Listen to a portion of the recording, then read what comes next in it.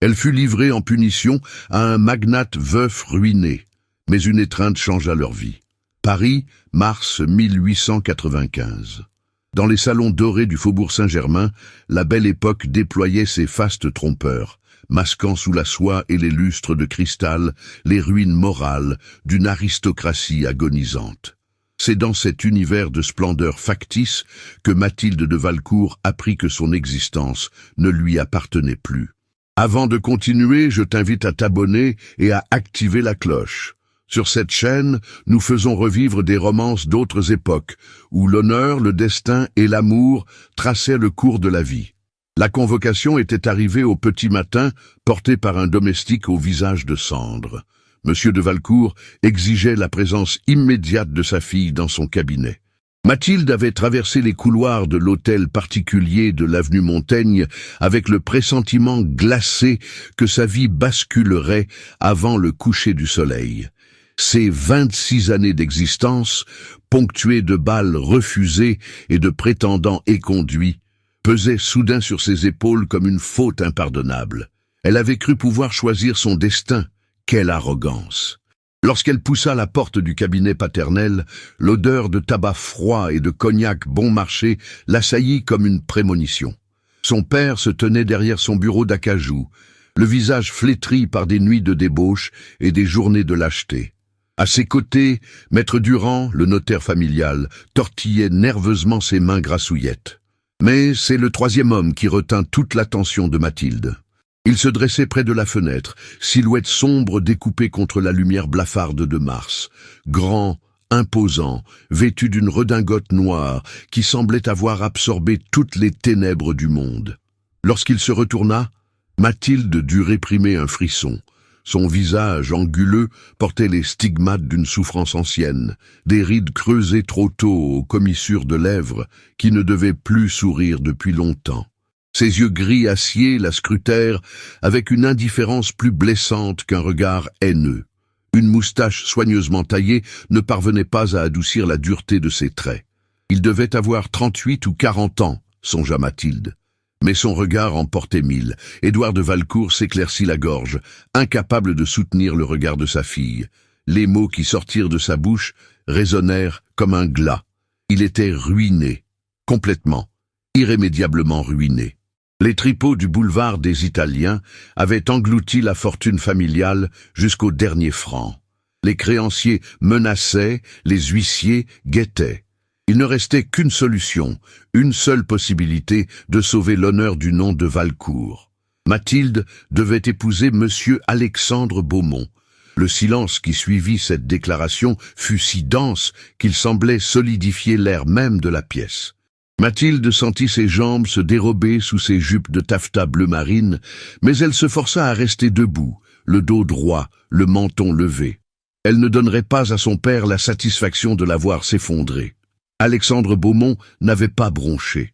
Il observait la scène avec le détachement d'un homme assistant à une transaction commerciale sans importance. Maître Durand entreprit d'expliquer les termes sordides de l'arrangement. Monsieur Beaumont, magnat du textile dont les manufactures de Belleville avaient jadis prospéré, faisait face à des difficultés financières considérables. Un scandale industriel, un incendie meurtrier, des accusations de négligence. Les banques se refermaient comme des pièges. La dot de Mathilde, quoique réduite par la folie de son père, permettrait d'éponger temporairement les dettes les plus pressantes. En échange, la famille de Valcourt échapperait au déshonneur public de la saisie. Mathilde trouva enfin sa voix, tremblante mais acérée comme une lame. Et si elle refusait?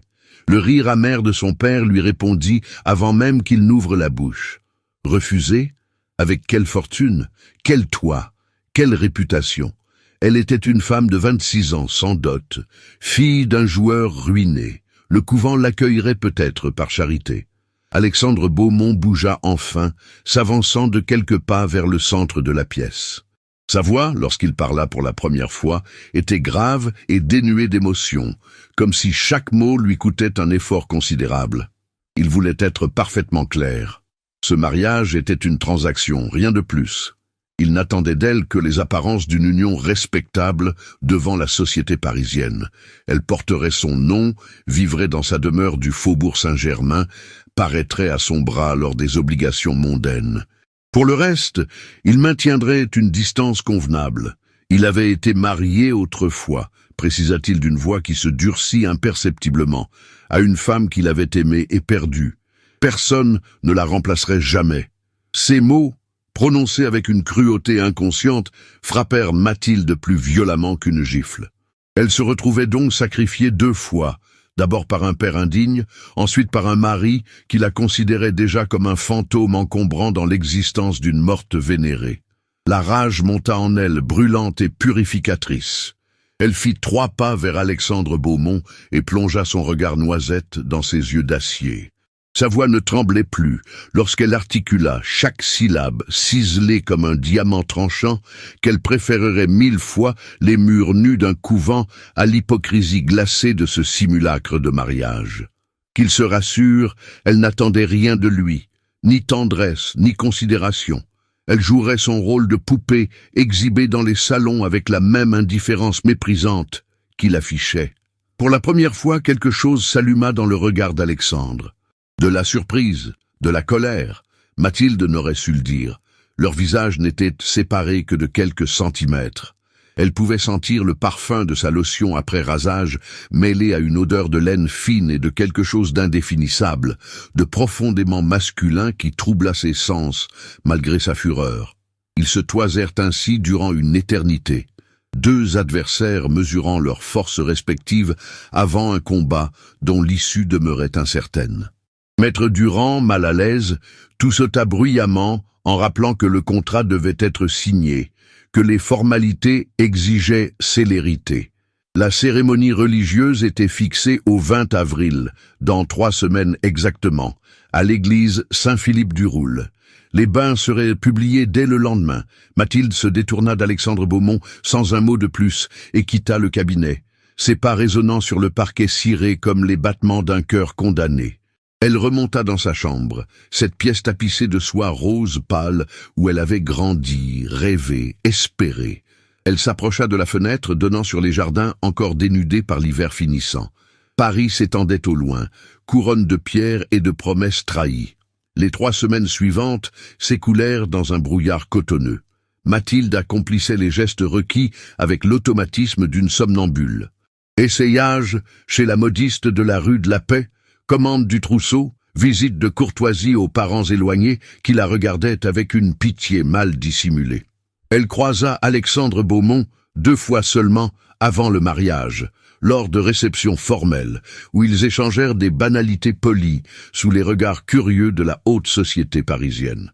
Chaque fois, cette même tension inexplicable vibrait entre eux, électrique et dangereuse. Le 19 avril au soir, veille de ses noces, Mathilde se tint une dernière fois devant son miroir, en tant que demoiselle de Valcourt. Son reflet lui renvoya l'image d'une jeune femme au visage pâle, mais résolu, aux yeux brillants d'une détermination farouche. Demain, elle deviendrait Madame Beaumont. Demain commencerait sa vie de mensonge doré. Ce qu'elle ignorait encore, c'est que certaines chaînes, forgées dans la contrainte et la colère, renferment parfois les clés d'une liberté insoupçonnée. L'église Saint-Philippe-du-Roule baignait dans une lumière d'avril aussi blafarde que les visages des invités assemblés. 20 avril 1895, le mariage le plus commenté et le plus pitié de la saison parisienne s'apprêtait à sceller le destin de 2 êtres brisés. Mathilde remontait l'allée centrale au bras d'un père qu'elle méprisait désormais de toute son âme. Sa robe de mariée, confectionnée à la hâte par une couturière de second ordre, faute de moyens suffisants, était d'un blanc immaculé, qui contrastait cruellement avec le voile de tulle noir qu'elle avait exigé de porter. Noir comme son cœur, avait-elle déclaré à la modiste scandalisée. Noir comme le deuil de sa liberté assassinée. Les murmures scandalisés accompagnaient chacun de ses pas sur les dalles froides. Une mariée voilée de noir. Quelle abomination, quel présage funeste. Alexandre l'attendait devant l'autel, silhouette rigide, sanglée dans une redingote de cérémonie dont le noir absolu rivaliserait avec celui du voile de sa promise. Son visage demeurait impassible, sculpté dans le marbre de l'indifférence. Seule une légère crispation de sa mâchoire trahissait une tension intérieure. Lorsque Mathilde se plaça à ses côtés, leurs regards se frôlèrent une fraction de seconde. Dans les yeux gris acier d'Alexandre, elle crut déceler quelque chose qui ressemblait à de la compréhension, peut-être même à du respect pour son audace vestimentaire. Mais l'instant passa, fugace comme un battement d'ailes. Le père Augustin, vieux prêtre aux mains tremblantes, récita les formules sacrées avec une lenteur insupportable. Chaque mot résonnait comme une pierre tombale.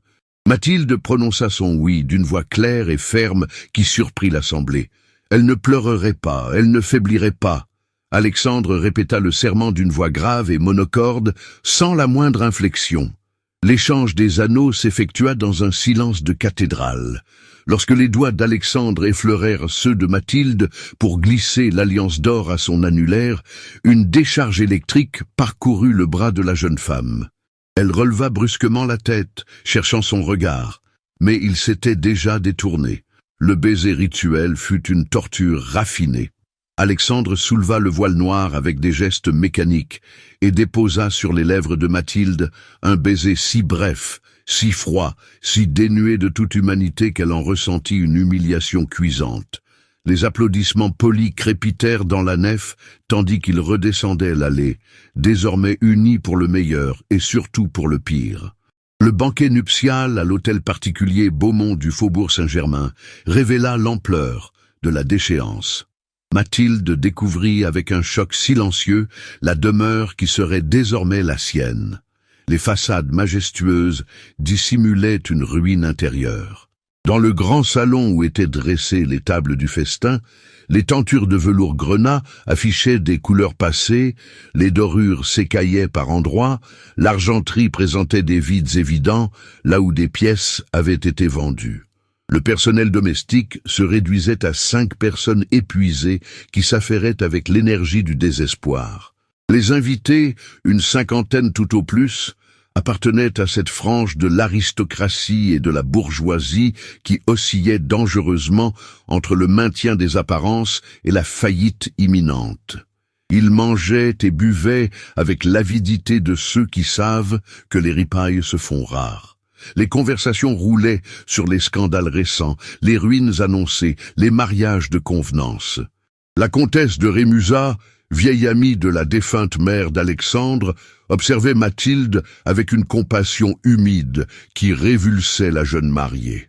La baronne de Chantilly, parée de diamants qui avaient connu des jours meilleurs, lançait des remarques acerbes sur les unions désespérées entre désespérés. Mathilde supporta stoïquement les 3 heures du supplice mondain. Alexandre se tenait à ses côtés, distant et courtois, répondant aux félicitations hypocrites avec une politesse glaciale. Pas une fois il ne chercha sa main, pas une fois il ne lui adressa un regard qui ne fût strictement protocolaire. Lorsque vint le moment de la valse des mariés, il la prit dans ses bras avec la raideur d'un automate. Ils évoluèrent sur le parquet ciré du salon de musique dans un silence pesant, conscients des dizaines de regards qui les scrutaient, guettaient le moindre signe de tendresse ou au contraire de discorde. Ce fut en tournoyant que Mathilde sentit pour la première fois la chaleur du corps d'Alexandre contre le sien, la force de sa main posée au creux de ses reins, la puissance contenue dans ses épaules. Une chaleur étrange se diffusa dans son ventre, troublante et importune. Elle releva les yeux vers son visage. Il regardait au loin par-dessus sa tête, le regard perdu dans un ailleurs inaccessible. Pensait-il à elle, à cette Élisabeth qu'il avait aimée et perdue? La jalousie mordit Mathilde avec une violence qui la stupéfia. Comment pouvait-elle être jalouse d'une morte, elle qui prétendait ne rien attendre de cet homme? La soirée s'étira interminablement. Enfin, vers 23 heures, les derniers invités prirent congé dans un froufrou de soierie et un cliquetis de bijoux. Le silence retomba sur l'hôtel particulier comme un linceul. Mathilde se tenait dans le grand vestibule, soudain consciente qu'elle était désormais seule avec son mari, dans cette demeure inconnue qui sentait la cire d'abeille et le passé révolu. Alexandre s'avança vers l'escalier monumental. Sa voix résonna dans le silence. Il allait lui montrer ses appartements. Mathilde le suivit, gravissant les marches de marbre veiné, la main posée sur la rampe de fer forgé. Au premier étage, un long couloir s'ouvrait, ponctué de portes closes. Alexandre s'arrêta devant la dernière, la chambre conjugale. Il poussa le battant. La pièce immense baignait dans la lumière tremblante de candélabres d'argent. Un lit à baldaquin monumental en occupait le centre, drapé de velours bleu nuit. Des meubles Second Empire, une psyché dans un angle, une coiffeuse chargée de flacons de cristal. Au mur, des portraits d'ancêtres Beaumont les regardaient avec une sévérité ancestrale. Alexandre se tourna vers Mathilde. Pour la première fois depuis la cérémonie, il la regarda vraiment. Ses yeux gris acier parcoururent le visage de sa jeune épouse, s'attardant sur ses lèvres légèrement tremblantes qu'elle s'efforçait de contrôler. Puis il parla, d'une voix aussi froide que le marbre des tombeaux. Qu'elle se rassure. Il n'exigeait d'elle que les apparences d'un mariage respectable devant la société. Cette chambre était la sienne. Il occuperait le cabinet attenant. Leur vie resterait parallèle, ne se croisant que par nécessité protocolaire. Quelque chose se brisa en Mathilde. Toute la rage accumulée depuis 3 semaines, toute l'humiliation de cette journée, toute la révolte contre son destin volé explosa comme une bombe. Elle fit 3 pas vers Alexandre, et avant qu'il ne puisse réagir, sa main s'abattit violemment sur sa joue. La gifle claqua dans le silence de la chambre avec la violence d'un coup de feu. « Vous n'êtes qu'un lâche !»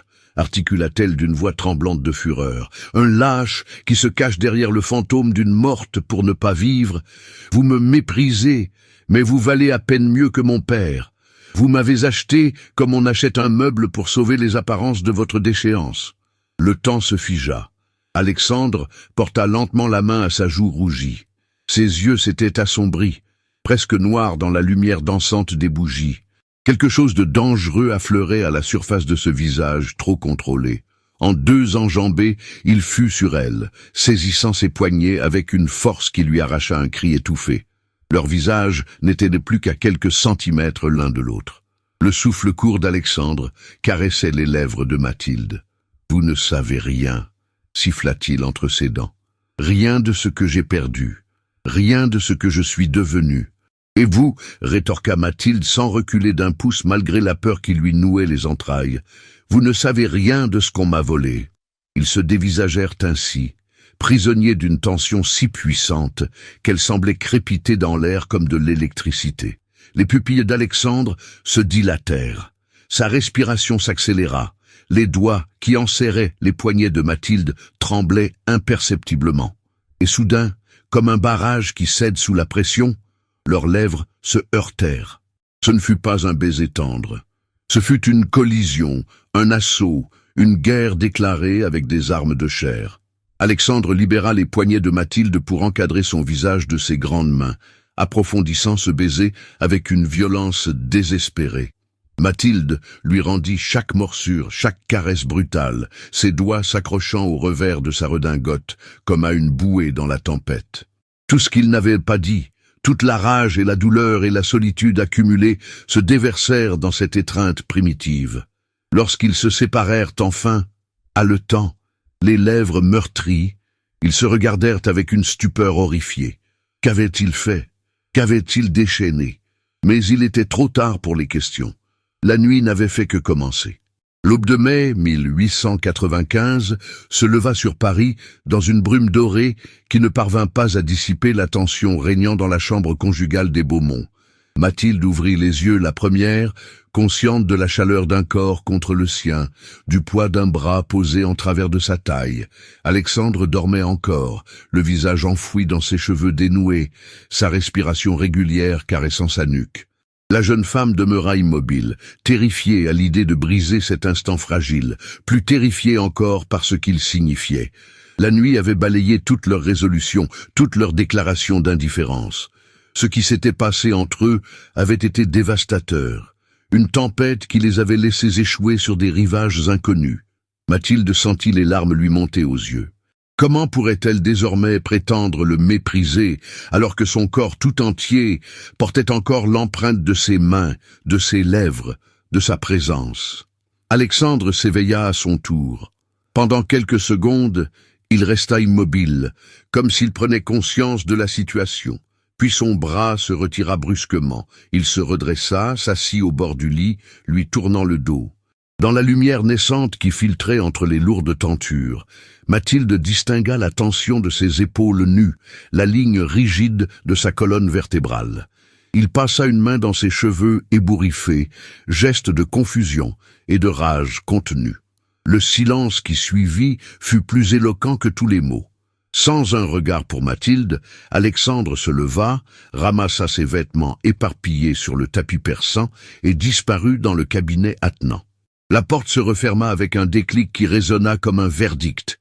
Mathilde demeura seule dans ce lit trop grand, serrant les draps contre sa poitrine, luttant contre le sanglot qui menaçait de la submerger. Ainsi donc, même après cette nuit, même après ce qu'ils avaient partagé, il la rejetait dans les ténèbres de son indifférence. Les semaines qui suivirent instaurèrent un rituel cruel.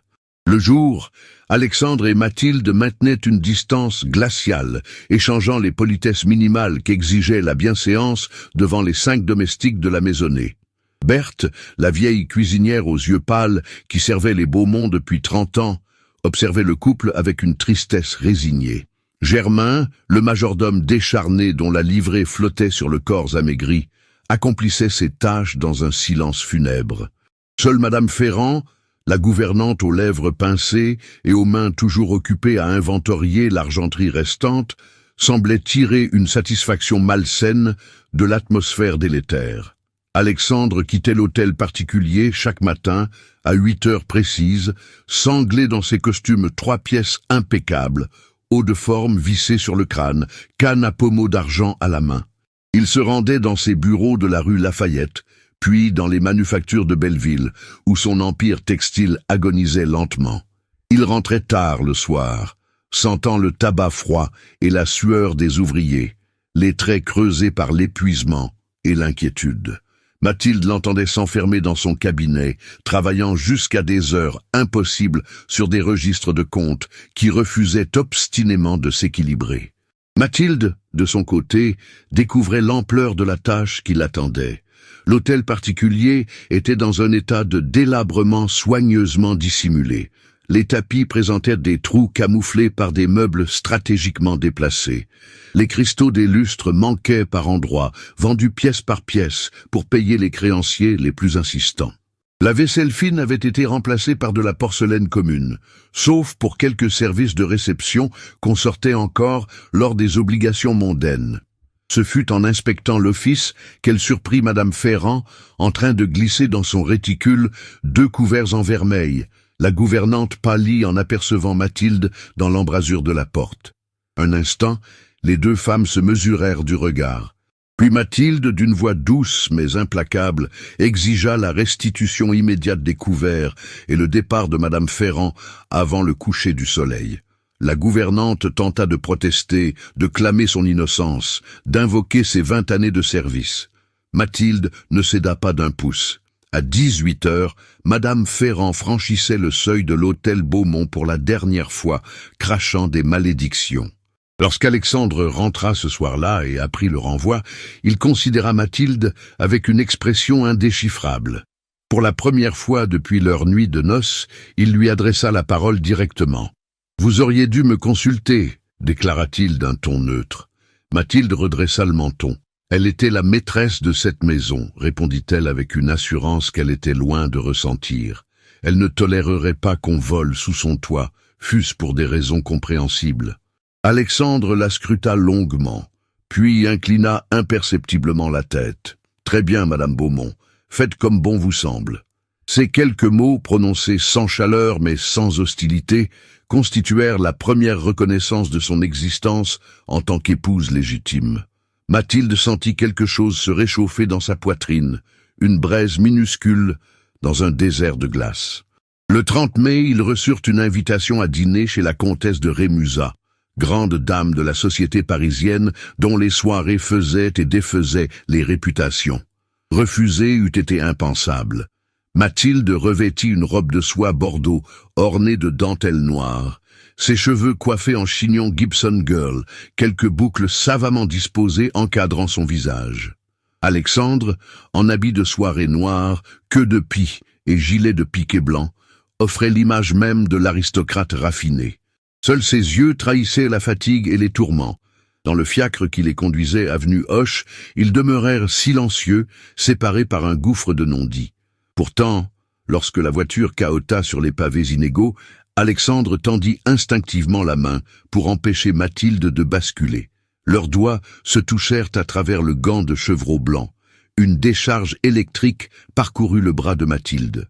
Alexandre retira sa main comme s'il s'était brûlé et détourna le regard vers la vitre. Le dîner chez la comtesse de Rémusat fut une épreuve de chaque instant. 20 convives s'entassaient autour de la table monumentale chargée de porcelaine de Sèvres et de cristaux de baccarat. Les conversations roulaient sur les scandales récents, les faillites annoncées, les mariages arrangés. La baronne de Chantilly, parée de saphirs qui jetaient des feux froids, décocha à Mathilde des sourires venimeux. « Quelle chance vous avez, ma chère, d'avoir trouvé un époux malgré votre âge avancé et les circonstances, disons, particulières de votre union. » Mathilde encaissa le coup avec un sourire glacial. « Les circonstances particulières, madame, forment parfois les unions les plus solides. N'est-ce pas, mon cher Alexandre ?» Elle posa sa main gantée sur celle de son mari. Alexandre se raidit imperceptiblement, mais ne retira pas sa main. Il soutint même le regard de Mathilde durant quelques secondes qui parurent une éternité. « Tout à fait, madame Beaumont », répondit-il d'une voix neutre. Ce fut alors qu'apparut Gustave Marchand. Grand, élégant, la quarantaine triomphante, moustache cirée et sourire carnassier. Il s'inclina devant la comtesse avec une obséquiosité calculée. Mathilde sentit Alexandre se pétrifier à ses côtés. Les doigts de son mari se crispèrent sur le manche de son couteau à poisson. Marchand s'installa en face d'eux, son regard sombre fixé sur Alexandre, avec une intensité malsaine. La conversation prit un tour insidieux. Marchand évoqua avec une fausse compassion les difficultés que traversait l'industrie textile, les accidents regrettables qui survenaient dans les manufactures mal entretenues, les responsabilités écrasantes qui pesaient sur les épaules des chefs d'entreprise négligents. Chaque mot était une pointe empoisonnée visant Alexandre. La comtesse et ses autres invités écoutaient avec l'avidité de ceux qui pressentent un scandale. Alexandre demeura de marbre, mais Mathilde voyait la veine battre follement à sa tempe, ses mâchoires se crisper. Lorsque Marchand insinua que certains secrets du passé, s'ils étaient révélés, terniraient définitivement des réputations déjà chancelantes, elle vit passer dans les yeux de son mari une lueur de pure terreur. Sans réfléchir, Mathilde posa sa main sur celle d'Alexandre sous la table. Il sursauta légèrement, baissa les yeux vers leurs doigts entrelacés. Elle serra doucement, offrant un réconfort muet. Alexandre ne retira pas sa main. Il la serra en retour, brièvement mais fermement, comme un naufragé s'accrochant à une bouée. Le reste du dîner se déroula dans un brouillard. De retour à l'hôtel particulier, ils gravirent l'escalier en silence. Arrivés devant la porte de la chambre conjugale, ils s'immobilisèrent. Alexandre se tourna vers Mathilde. La lumière tremblante des appliques à gaz creusait des ombres sous ses pommettes. Il ouvrit la bouche, comme pour parler, puis se ravisa. Ses yeux gris acier plongèrent dans ceux de Mathilde, interrogateurs, hésitants, presque vulnérables. « Qui est-il vraiment pour vous ?» murmura Mathilde. Alexandre ferma brièvement les paupières. « Mon ancien associé, mon pire ennemi, l'homme qui a détruit ma vie. » Il n'en dit pas davantage. Mais lorsqu'il poussa la porte de la chambre, il tendit la main vers Mathilde. Elle la prit. Cette nuit-là, leurs corps se retrouvèrent à nouveau, mais cette fois dans une étreinte différente, moins violente, plus troublante encore car teintée d'une tendresse naissante qui les terrifiait tous deux. Je t'invite maintenant à laisser un commentaire pour nous dire d'où tu nous regardes et l'heure exacte à laquelle tu écoutes cette histoire passionnante. Juin 1895 enveloppa Paris d'une chaleur moite qui transformait les rues pavées en fournaises. Dans l'hôtel particulier du Faubourg Saint-Germain, Mathilde observait depuis 3 jours son mari se consumer de l'intérieur. Alexandre rentrait chaque soir, plus épuisé, plus sombre, les traits tirés par une angoisse qu'il refusait de partager. Il s'enfermait dans son cabinet jusqu'à l'aube, les registres de comptes étalés devant lui comme des pièces à conviction d'un procès inexorable. La nuit, leur corps se cherchait encore dans l'obscurité de la chambre conjugale, mais Alexandre gardait les yeux fermés durant leurs étreintes, comme s'il craignait qu'un regard trop appuyé ne brise la fragile muraille qu'il maintenait autour de son âme. Mathilde sentait qu'il se battait contre quelque chose de plus terrible que la simple ruine financière. Les paroles de Gustave Marchand résonnaient encore dans sa mémoire. Certains secrets du passé. Quels secrets pouvaient ainsi terroriser un homme aussi fier qu'Alexandre? Le 9 juin au matin, une détermination farouche s'empara de Mathilde. Elle ne pouvait plus rester passive, spectatrice impuissante de la lente destruction de son mari. Car c'était bien de cela qu'il s'agissait désormais. Son mari! Quelque chose avait changé durant ces semaines, quelque chose qu'elle n'osait pas encore nommer, mais qui battait dans sa poitrine comme un oiseau prisonnier réclamant sa liberté. Elle attendit qu'Alexandre parte pour ses bureaux, puis convoqua Germain. Le vieux majordome la considéra avec surprise lorsqu'elle lui ordonna de préparer le fiacre. Elle se rendait aux manufactures Beaumont de Belleville. Germain pâlit.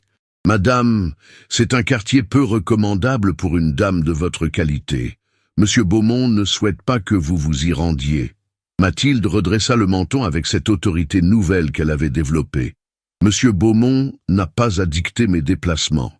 Le fiacre, Germain, immédiatement. » 20 minutes plus tard, la voiture cahotait sur les pavés défoncés des faubourgs orientaux de Paris. Le paysage se transforma progressivement. Les hôtels particuliers cédèrent la place aux immeubles lépreux, les boulevards élégants aux ruelles étroites, empestant les eaux usées et la misère. Belleville s'étendait comme une plaie ouverte sur le flanc de la capitale dorée. Des enfants déguenillés couraient pieds nus entre les flaques d'eau croupies. Des femmes, au visage creusé par la faim, transportaient des seaux d'eau depuis les fontaines publiques. Des hommes au dos courbé par le labeur traînaient leurs épuisements vers les usines et les ateliers qui dévoraient leur vie. Les manufactures Beaumont occupaient un ensemble de bâtiments de briques noircis par la suie, hérissés de cheminées crachant une fumée âcre. Mathilde descendit du fiacre sous les regards médusés des ouvriers qui entraient prendre leur poste. Une dame de la haute société, vêtue d'une robe de promenade en popeline crème et coiffée d'un canotier orné de rubans, constituait une apparition aussi incongrue qu'un ange déchu en enfer. Elle pénétra dans le bâtiment principal. La chaleur était suffocante, saturée de vapeur et de poussière de textile. Le vacarme des métiers à tisser martelait les tympans comme des coups de massue. Des dizaines de femmes et d'enfants s'affairaient devant les machines, les doigts virevoltant avec une dextérité née de la nécessité absolue. Leurs visages ruisselaient de sueur, leurs vêtements étaient trempés. Certaines fillettes ne devaient pas avoir plus de 10 ans. Mathilde sentit la nausée lui tordre l'estomac. Voilà donc d'où provenaient les profits qui avaient jadis maintenu le lustre des Beaumont. Voilà le prix humain de la soie et du velours qui ornait les salons du faubourg Saint-Germain. Une contremaîtresse au visage buriné s'approcha, suspicieuse. « Que cherchez-vous ici, madame ?» Mathilde se présenta. « Madame Alexandre Beaumont. » La contremaîtresse écarquilla les yeux, esquissa une révérence maladroite. Elle s'appelait Jeanne Morel et travaillait là depuis 25 ans. Mathilde interrogea. L'accident dont on accusait Alexandre, celui qui avait tué 3 ouvriers 2 ans auparavant, que savait-on exactement? Jeanne Morel jeta des regards nerveux autour d'elle avant de baisser la voix. On disait beaucoup de choses, madame. Des choses qui ne se répétaient qu'à voix basse. Mathilde insista avec douceur, mais fermeté. Elle avait besoin de savoir la vérité. Ce fut une jeune tisserande aux yeux d'un bleu délavé qui finalement s'avança. Elle s'appelait Louise Bertrand, 22 ans, veuve d'un des ouvriers morts dans l'incendie. Sa voix tremblait, mais son regard brillait d'une détermination farouche. L'accident n'en était pas un, madame. Les machines avaient été sabotées. Son mari le lui avait confié la veille de sa mort. Il avait vu M. Marchand, l'ancien associé, discuter à voix basse avec le mécanicien Dubois dans les réserves. Le lendemain, l'incendie s'était déclaré. Dubois avait disparu le jour même, introuvable. On avait versé de l'argent à sa veuve, pour qu'elle se taise. Mathilde sentit son sang se glacer dans ses veines. Pourquoi personne n'a témoigné? Louise Bertrand eut un rire amer. Témoigner contre qui, madame?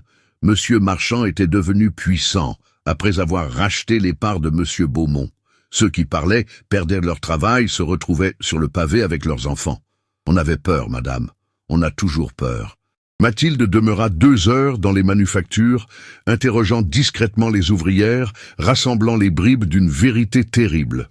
Gustave Marchand avait systématiquement saboté l'entreprise de son associé, provoquant l'accident mortel qui avait ruiné la réputation d'Alexandre et permis à Marchand de racheter ses parts à vil prix. Alexandre portait le poids d'une culpabilité qui ne lui appartenait pas. Lorsque Mathilde rentra à l'hôtel particulier en fin d'après-midi, elle trouva Alexandre dans le grand salon, debout devant la cheminée éteinte, une lettre froissée à la main. Son visage était d'une pâleur de cendre. Il releva les yeux vers elle, et pour la première fois, elle y lut non plus de la distance ou de la retenue, mais une terreur pure et absolue. « Où étiez-vous » Sa voix était rauque, brisée. Mathilde s'approcha lentement. « J'étais à Belleville, dans vos manufactures. » Alexandre chancela comme si elle l'avait frappé. « Pourquoi? Pourquoi avez-vous fait cela? »« Parce que je ne peux plus vous regarder vous détruire sans rien faire. » répondit Mathilde d'une voix ferme, malgré l'émotion qui lui serrait la gorge. « Parce que je sais maintenant que vous portez le poids d'une faute qui n'est pas la vôtre, parce que Gustave Marchand a orchestré cet incendie pour vous ruiner. » Alexandre laissa tomber la lettre et se couvrit le visage de ses mains. Ses épaules se mirent à trembler. « Vous ne comprenez pas, vous ne pouvez pas comprendre. Cette lettre, c'est Marchand. Il menace de révéler que l'enfant qu'Élisabeth portait n'était peut-être pas de moi, que ma femme avait un amant. C'est un mensonge, je le sais, mais s'il répand cette rumeur, la mémoire d'Élisabeth sera souillée à jamais. » Mathilde traversa les derniers mètres qui les séparaient. Sans hésiter, elle prit les mains d'Alexandre et les écarta de son visage. Elle découvrit des yeux rougis, des traits ravagés par 2 années de douleurs refoulées. Pour la première fois, l'homme orgueilleux et distant se tenait devant elle, nu dans sa vulnérabilité. « Regardez-moi » murmura Mathilde. Alexandre obéit, ses yeux gris acier noyés de larmes non versées, plongeant dans le regard noisette de sa femme. « Nous allons nous battre ensemble, je ne vous laisserai pas affronter cela seul, plus maintenant. » Quelque chose se brisa dans le regard d'Alexandre. Il attira Mathilde contre lui avec une violence désespérée, enfouissant son visage dans ses cheveux. Ses bras l'enserrèrent, comme s'il craignait qu'elle ne disparaisse. Mathilde sentit l'humidité de ses larmes contre sa tempe. Elle referma ses bras autour de lui, caressant doucement son dos tendu. « Pourquoi » chuchota Alexandre d'une voix brisée. « Pourquoi feriez-vous cela pour moi? Je vous ai épousé par intérêt. Je vous ai traité avec cruauté. Je ne vous ai rien donné. » Mathilde ferma les yeux, sentant les battements affolés du cœur d'Alexandre contre sa poitrine, parce que quelque part entre la haine et la contrainte, j'ai commencé à ressentir quelque chose que je n'ose pas encore nommer. Mais qui me fait mal lorsque je vous vois souffrir? Alexandre s'écarta légèrement pour plonger son regard dans le sien. Ses mains encadrèrent le visage de Mathilde avec une tendresse inédite. « Mathilde » murmura-t-il simplement, comme s'il prononçait ce prénom pour la première fois avec conscience et intention. Puis, il l'embrassa. Ce ne fut plus le baiser brutal de leur nuit de noces, ni les baisers fiévreux de leurs étreintes nocturnes. Ce fut un baiser d'une douceur infinie, chargé de promesses non formulées, de peurs partagées, d'espoirs fragiles. Lorsqu'ils se séparèrent, Alexandre posa son front contre celui de Mathilde. « Nous devons trouver des preuves, » dit-elle doucement. « Des témoignages irréfutables, et nous devons retrouver le médecin qui soignait Élisabeth. Il pourra attester de la vérité. » Alexandre hocha lentement la tête. Pour la première fois depuis des mois, peut-être des années, une lueur d'espoir vacilla dans ses yeux. « Ensemble » répéta-t-il comme pour se convaincre de la réalité de ce mot. « Ensemble » confirma Mathilde en entrelaçant ses doigts aux siens. Juillet 1895 enveloppa Paris d'une torpeur estivale qui n'apaisa en rien les tempêtes qui couvaient dans l'ombre. Depuis leur pacte silencieux scellé dans le grand salon, Alexandre et Mathilde travaillaient côte à côte chaque soir, enfermés dans le cabinet, rassemblant les fragments d'une vérité qui pourrait les sauver ou les détruire définitivement. Louise Bertrand venait discrètement témoigner, apportant des noms, des dates, des détails, qui tissaient peu à peu la toile d'un complot ignoble. Mathilde prenait des notes d'une écriture serrée, tandis qu'Alexandre arpentait la pièce, les poings serrés, la mâchoire crispée par une rage contenue. Mais leurs ennemis ne dormaient pas. Édouard de Valcourt, le père indigne de Mathilde, avait refait surface comme un spectre vengeur.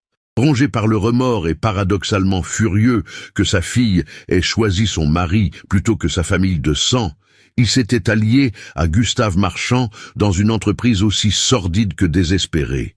Il voulait faire annuler le mariage, récupérer la dot et surtout briser Alexandre Beaumont une fois pour toutes. Le 15 juillet, Maître Lemoine, avocat véreux aux poches toujours ouvertes aux plus offrants, déposa une requête en annulation devant le tribunal civil. Le document prétendait que Mathilde avait été séquestrée et contrainte par la violence à consentir au mariage. Une ancienne femme de chambre des Valcourt, congédiée pour vol 2 ans auparavant, avait été grassement payée pour témoigner qu'elle avait vu Mathilde enfermée dans sa chambre, pleurant et suppliant qu'on la libère. Lorsqu'Alexandre reçut l'assignation à comparaître, il demeura un long moment immobile, le document tremblant entre ses mains. Mathilde, assise à ses côtés dans le cabinet, sentit son cœur se déchirer en voyant la douleur ravager le visage de son mari.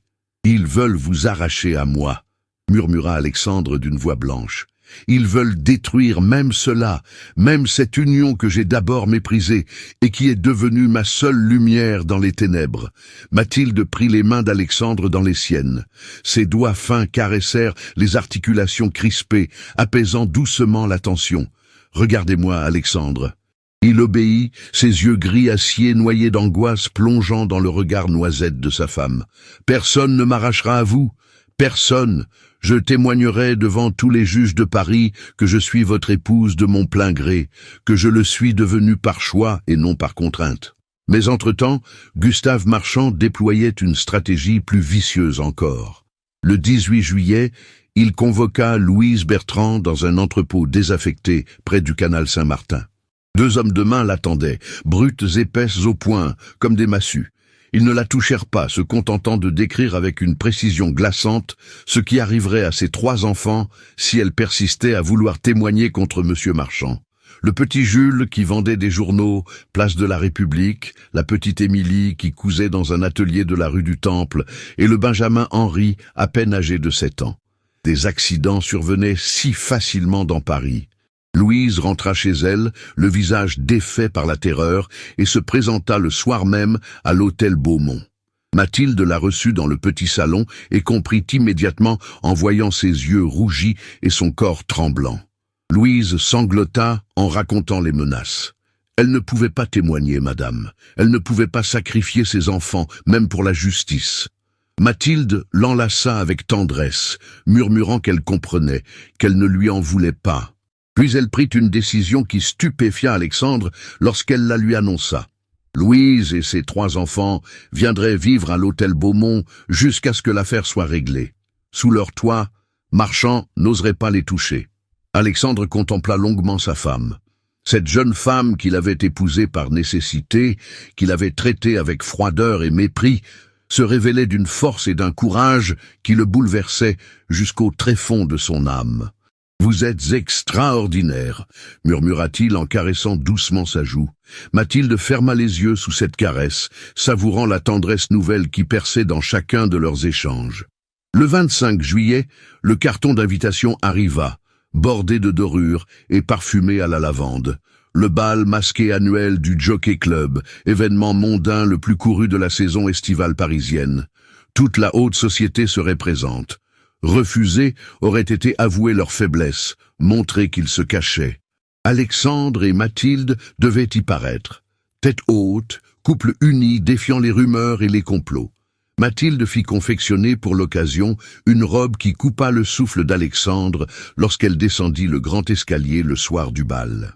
Soit argent liquide moulant sa silhouette avec une élégance provocante, décolleté bateau, révélant la courbe gracieuse de ses épaules et de sa gorge, manches longues en dentelle de chantilly, traîne légère bruissant sur le marbre comme un murmure de promesses. Ses cheveux étaient relevés en un chignon sophistiqué, orné de perles véritables. Le masque vénitien qu'elle portait, argent et cristal, encadrait ses yeux noisettes qui brillaient d'une détermination farouche. Alexandre, en domino de velours noir, masque de même étoffe dissimulant le haut de son visage, lui offrit son bras. « Vous êtes la plus belle femme que j'ai jamais vue », murmura-t-il d'une voix rauque chargée d'émotion. Mathilde sentit son cœur bondir dans sa poitrine. Elle posa sa main gantée de soie blanche sur le bras de son mari, et ensemble, ils montèrent dans le fiacre qui les conduirait vers le champ de bataille mondain. Les salons du Jockey Club resplendissaient de 1000 feux. Lustres de cristal de bohème projetant des arcs-en-ciel dansants, miroirs immenses démultipliant les silhouettes masquées, orchestres déployant des valses envoûtantes. 300 invités évoluaient dans un ballet réglé d'hypocrisie dorée. Lorsqu'Alexandre et Mathilde firent leur entrée, un frémissement parcourut l'assemblée. Les conversations baissèrent d'un ton. Les regards convergèrent vers eux, scrutateurs, avides de scandale. La baronne de Chantilly se matérialisa devant eux, sanglée dans une robe de taffetas pourpre, masque orné de plumes de paon. Son sourire carnassier ne promettait rien de bon. « Quel courage de vous montrer, ma chère Mathilde » susurra-t-elle d'une voix sucrée comme du poison. « Avec toutes ces histoires que l'on raconte sur votre mariage forcé, votre séquestration. » Mathilde redressa le menton. « Les mensonges ont toujours fait les délices des esprits médiocres, madame. Ceux qui ont quelque chose à cacher préfèrent inventer des scandales pour détourner l'attention de leur propre turpitude. » Le coup porta. La baronne pâlit sous son masque et s'éloigna dans un froufrou indigné. Alexandre serra imperceptiblement le bras de Mathilde. « Merci » murmura-t-il. Elle lui sourit, un sourire lumineux qui transperça toutes ses défenses. Ils dansèrent. Valse après valse, enlacés au milieu de la foule masquée, conscients des regards qui les épiaient, mais ne voyant plus qu'eux-mêmes. La main d'Alexandre au creux des reins de Mathilde la pressait doucement, possessivement. Leurs corps bougeaient à l'unisson, parfaitement accordés. Lorsque leurs regards se croisaient à travers les masques, c'était comme si le reste du monde s'effaçait. Ce fut dans un salon privé, tandis que Mathilde se rafraîchissait près d'une fenêtre ouverte sur les jardins illuminés, que Gustave Marchand s'approcha. Son masque de cuir noir lui donnait l'apparence d'un démon sorti des enfers. Il se pencha vers elle avec une familiarité insultante. « Madame Beaumont, quelle surprise de vous voir encore au bras de votre mari. J'aurais pensé qu'une femme aussi intelligente que vous aurait compris où résidait son véritable intérêt. » Mathilde se retourna lentement pour lui faire face. « De quoi parlez-vous, monsieur Marchand ?» Le sourire du bandit s'élargit. « Votre père m'a tout raconté. Les dettes, l'humiliation, le sacrifice. Si vous témoignez que ce mariage était forcé, votre famille récupérera sa fortune. Vous serez libre, libre de cet homme brisé qui vous a acheté comme du bétail. » La gifle claqua dans le silence du salon avec la violence d'un coup de tonnerre. Marchand chancela, la main sur sa joue rougie, les yeux écarquillés de stupeur. Mathilde tremblait de rage, magnifique dans sa fureur. « Ne prononcez plus jamais le nom de mon mari avec cette bouche immonde. Alexandre Beaumont vaut 1000 fois plus que vous et mon père réunis. » Des invités attirés par le bruit se massaient dans l'embrasure. La baronne de Chantilly porta une main gantée à sa bouche. Mon Dieu, quelle vulgarité! Alexandre fendit la foule et fut auprès de Mathilde en 3 enjambées. Que se passe-t-il ici? Mathilde le regarda, les yeux brillants de larmes de colère contenues. Monsieur Marchand tentait de me convaincre de trahir mon mari. Je lui ai signifié mon refus. Alexandre contempla Marchand avec un mépris glacial. Puis il prit la main de Mathilde et la porta à ses lèvres dans un geste d'une tendresse publique qui fit frémir toute l'assistance. « Sortons d'ici, mon cœur. Cet endroit est souillé par la présence de la vermine. Ils quittèrent le bal sous les murmures scandalisés. Dans le fiacre qui les ramenait, Mathilde fondit en larmes, libérant toute la tension accumulée. Alexandre l'attira contre lui, caressant doucement ses cheveux. « Pourquoi? Pourquoi avez-vous refusé sa proposition? Vous auriez pu être libre. » Mathilde leva vers lui un visage baigné de larmes. « Parce que je ne veux pas être libre de vous, Alexandre. Parce que quelque part, entre la haine et la peur, je suis tombée amoureuse de mon mari. » Le temps se suspendit. Alexandre ôta son masque, puis délicatement celui de Mathilde. Ses mains encadrèrent le visage de sa femme. « Moi aussi, » murmura-t-il d'une voix brisée par l'émotion. « Je vous aime, Mathilde.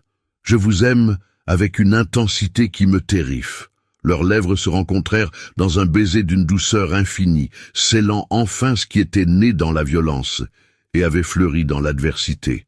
Si cette histoire t'a fait soupirer, laisse un j'aime. Chaque geste de ta part aide d'autres âmes à découvrir la beauté des amours d'autrefois. Août 1895 s'abattit sur Paris comme une malédiction. La chaleur étouffante transformait la ville en fournaise, mais ce n'était rien comparé à l'enfer qui s'apprêtait à engloutir l'hôtel particulier Beaumont. Depuis le scandale du bal masqué, depuis l'aveu public de leur amour, Alexandre et Mathilde savaient que Gustave Marchand ne leur accorderait aucun répit. L'ennemi frappait toujours là où la douleur était la plus vive. Le 3 août à 9 heures du matin, 3 fiacres s'arrêtèrent devant le portail de l'hôtel Beaumont. Mathilde, qui prenait son petit déjeuner dans le salon du matin, entendit les coups violents frapper à la porte d'entrée. Germain apparut, le visage décomposé, tenant une liasse de documents officiels timbrés du sceau du tribunal de commerce. « Des huissiers, madame. Ils viennent dresser l'inventaire de saisie. » Le sang de Mathilde se glaça dans ses veines. Alexandre était parti tôt ce matin pour rencontrer son banquier, espérant négocier un délai de paiement. Il n'était pas là pour affronter cette humiliation suprême. 6 hommes en habit noir envahirent l'hôtel particulier comme une nuée de corbeaux. Maître Dubois, huissier principal, un homme sec aux yeux froids comme des billes de verre, présenta les ordonnances de saisie. Les créanciers, menés par Gustave Marchand qui avait racheté la majorité des dettes Beaumont, exigeaient le remboursement immédiat. À défaut de liquidité, les biens meubles seraient saisis et vendus aux enchères. Mathilde se dressa devant eux, magnifique dans sa fureur contenue, sanglée dans une robe du matin en mousseline lavande. « Vous n'avez pas le droit d'entrer ici sans la présence du maître de maison. » Maître Dubois lui tendit les documents d'un geste mécanique. « La loi nous en donne le droit, Madame Beaumont. Je vous suggère de ne pas entraver notre travail, sous peine de poursuites supplémentaires. » Impuissante, tremblante de rage, Mathilde dut assister au dépouillement systématique de son foyer. Les huissiers se déployèrent dans toutes les pièces, carnets et plumes en main, consignant chaque objet avec une précision cruelle. Le secrétaire Louis XV du Grand Salon, estimé à 800 francs. Le service de porcelaine de Limoges, à décor de rose, 80 couverts, 1200 francs. Les candélabres d'argent massif de la salle à manger, 500 francs la paire. Les tableaux de maîtres accrochés dans la galerie, œuvres de Corot et de Delacroix, plusieurs milliers de francs chacun. Mathilde les suivait de pièce en pièce, le cœur déchiré, assistant à l'agonie de cette demeure qu'elle avait appris à aimer. Dans la bibliothèque, lorsqu'ils inventorièrent les livres rares, éditions originales de Voltaire et de Rousseau ayant appartenu au grand-père d'Alexandre, elle dut se mordre les lèvres jusqu'au sang pour ne pas crier. Ces volumes avaient été caressés par les mains de 3 générations de Beaumont. Ils contenaient des annotations manuscrites, des souvenirs de famille irremplaçables. Tout serait dispersé, vendu au plus offrant, dépecé comme un cadavre. Ce fut en montant au premier étage que l'horreur atteignit son paroxysme. Les huissiers pénétrèrent dans la chambre conjugale. Mathilde voulut les en empêcher, se plaçant devant la porte. « C'est notre chambre, notre intimité. Vous n'avez pas le droit. » Maître Dubois la repoussa sans ménagement. « Tout dans cette demeure est saisissable, madame, y compris les meubles de votre chambre. » Ils inventorièrent le lit à baldaquin, la psyché, la coiffeuse, les armoires contenant les vêtements. Lorsqu'un jeune huissier ouvrit le tiroir de la table de chevet et y découvrit des lettres, Mathilde se précipita et les lui arracha des mains. « Ce sont des lettres privées.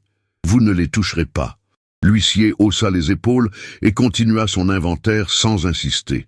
Mais Mathilde serrait contre son cœur ces feuillets où Alexandre avait commencé à lui écrire ses pensées, ses peurs, ses espoirs. Quelques lettres à peine, maladroites et bouleversantes, qu'il glissait sous son oreiller certains matins où les mots lui venaient plus facilement que les paroles. Lorsqu'ils se dirigèrent vers le cabinet d'Alexandre, Mathilde sentit la panique l'envahir. Dans ce cabinet se trouvaient tous les documents qu'ils avaient rassemblés contre Marchand, tous les témoignages, toutes les preuves. Si les huissiers les découvraient, ils seraient versés au dossier de la saisie, accessible à Marchand, qui les détruirait. Elle devança les hommes et entra la première dans le cabinet. Pendant qu'ils inventoriaient le bureau, les fauteuils, les rayonnages, elle réussit discrètement à glisser dans les plis de sa jupe une liasse de documents cruciaux. Son cœur battait si fort qu'elle craignait qu'on ne l'entende. L'inventaire dura 5 heures d'agonie, durant lesquelles tout ce qui faisait la grandeur passée des Beaumont fut réduit à des chiffres sur du papier. Lorsque les huissiers repartirent enfin, laissant derrière eux leurs scellés de cire rouge sur les portes des pièces principales, Mathilde s'effondra sur une chaise du vestibule. Berthe, la vieille cuisinière, vint s'agenouiller près d'elle, les larmes ruisselant sur ses joues ridées. « Madame, que va-t-il nous arriver ?» Mathilde caressa doucement les cheveux gris de la vieille femme. « Nous allons nous battre, Berthe. Nous ne nous laisserons pas détruire sans résister. » Alexandre rentra en fin d'après-midi. Lorsqu'il aperçut les scellés sur les portes, son visage se vida de toute couleur. Il vacilla, s'appuyant contre le mur du vestibule. Mathilde accourut et le prit dans ses bras. Il s'accrocha à elle comme un naufragé à une épave, le corps secoué de tremblements silencieux. « Ils m'ont tout pris », murmura-t-il d'une voix brisée. « Tout ce qui restait de ma famille, de mon nom, de ma dignité. »« Non », répondit Mathilde avec une force qui la surprit elle-même. « Ils ont pris des objets, Alexandre. Ils n'ont pas pris votre honneur. Ils n'ont pas pris notre amour. Et ils ne prendront pas notre avenir. » Mais les coups continuaient de pleuvoir. Le 7 août, l'assignation arriva. Édouard de Valcourt et son avocat maître Lemoine avaient obtenu une date d'audience pour la requête en annulation du mariage. Le 15 août, dans 2 semaines, Mathilde devrait comparaître devant le juge Morel et témoigner sous serment. Son père exigeait sa présence dans son cabinet avant l'audience, une dernière tentative de la convaincre de témoigner en sa faveur. Mathilde se rendit à l'hôtel de Valcourt de l'avenue Montaigne le 10 août, accompagnée d'Alexandre qui attendit dans le fiacre. La demeure familiale lui parut étrangère, hostile, comme si elle n'y avait jamais vécu.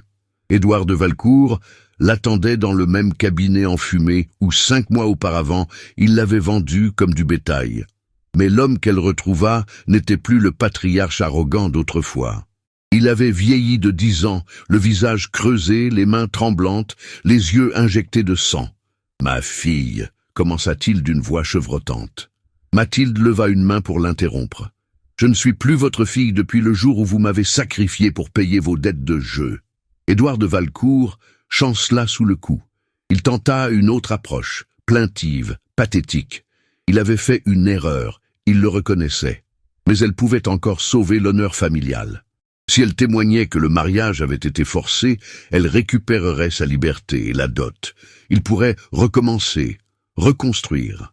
Mathilde le considéra avec un mélange de pitié et de dégoût. « Vous ne comprenez rien, n'est-ce pas? Je ne veux pas être libéré de mon mari. Je l'aime. Je l'aime d'un amour que vous n'avez jamais été capable de comprendre, vous qui n'avez aimé que vos cartes et votre cognac. Demain, devant le juge, je témoignerai que je suis l'épouse d'Alexandre Beaumont de mon plein gré, que je le suis devenu par choix et que je le resterai jusqu'à mon dernier souffle. » Le visage d'Édouard de Valcourt se tordit de rage. « Alors tu es renié. Tu n'es plus ma fille. Tu n'es plus une Valcourt. » Mathilde redressa le menton, les larmes perlant au coin de ses yeux, mais refusant de couler. « Je suis Madame Beaumont. C'est la seule identité qui compte désormais pour moi. » Elle quitta l'hôtel particulier sans se retourner. Alexandre l'attendait sur le marchepied du fiacre. Lorsqu'il vit son visage ravagé par l'émotion, il l'enlaça sans un mot. Dans ses bras, Mathilde laissa enfin couler ses larmes, pleurant non pas son père qu'elle avait perdu, mais l'illusion d'avoir jamais eu un père digne de ce nom. Cette nuit-là, dans leur chambre menacée de saisie, Alexandre et Mathilde s'aimèrent avec une tendresse désespérée.